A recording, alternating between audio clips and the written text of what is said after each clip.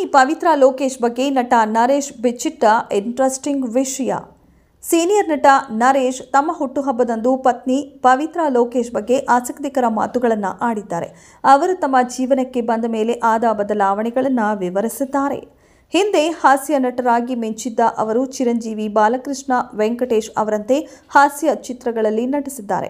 ರಾಜೇಂದ್ರ ಪ್ರಸಾದ್ ಅವರಿಗೆ ಪೈಪೋಟಿ ನೀಡುವಂತೆ ಚಿತ್ರಗಳನ್ನು ಮಾಡಿದ್ದಾರೆ. ಈಗ ಪ್ರಮುಖ ಪಾತ್ರಗಳಲ್ಲಿ ನಟಿಸುತ್ತಿದ್ದಾರೆ. ಇತ್ತೀಚೆಗೆ ಅವರು ತಮ್ಮ 52ನೇ ಹುಟ್ಟುಹಬ್ಬವನ್ನು ಆಚರಿಸಿಕೊಂಡರು. ಈ ಸಂದರ್ಭದಲ್ಲಿ ತಮ್ಮ ಚಿತ್ರಗಳ ಬಗ್ಗೆ, ಮುಂದಿನ ಯೋಜನೆಗಳ ಬಗ್ಗೆ ಪತ್ನಿ ಪವಿತ್ರಾ ಲೋಕೇಶ್ ಬಗ್ಗೆ ಮಾತನಾಡಿದರು.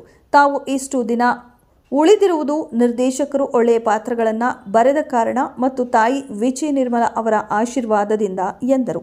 ಇನ್ನು ಪತ್ನಿ ಪವಿತ್ರಾ ಲೋಕೇಶ್ ಬಗ್ಗೆ ನರೇಶ್ ಮಾತನಾಡುತ್ತಾ, ಅವರು ತಮ್ಮ ಜೀವನಕ್ಕೆ ಬಂದ ಮೇಲೆ ಆದ ಬದಲಾವಣೆಗಳೇನು ಎಂಬ ಪ್ರಶ್ನೆಗೆ ಉತ್ತರಿಸುತ್ತಾ ತಮ್ಮ ಟೈಟಾನಿಕ್ ತೀರಕ್ಕೆ ಬಂದಿದೆ ಎಂದು ಪವಿತ್ರಾ ಲೋಕೇಶ್ ಅವರನ್ನ ಹೊಗಳಿದರು. ಚಿತ್ರರಂಗದಲ್ಲಿರುವವರಿಗೆ ವಿಭಿನ್ನ ಮನಸ್ಥಿತಿ ಇರುತ್ತೆ.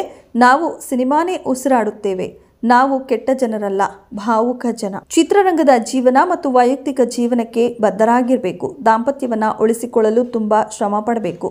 ಈಗ ನಾವು ಮನುಷ್ಯರು. ಅರ್ಥ ಮಾಡಿಕೊಳ್ಳುವ ವ್ಯಕ್ತಿ ಇದ್ದಾಗ, ಅವರು ಸಿನಿಮಾದಲ್ಲಿದ್ದಾಗ ಜೀವನ ಕೂಡ ಟೈಟಾನಿಕ್ನಂತೆ ತೀರಕ್ಕೆ ತಲುಪುತ್ತದೆ ಎಂದು ನರೇಶ್ ಹೇಳಿದರು.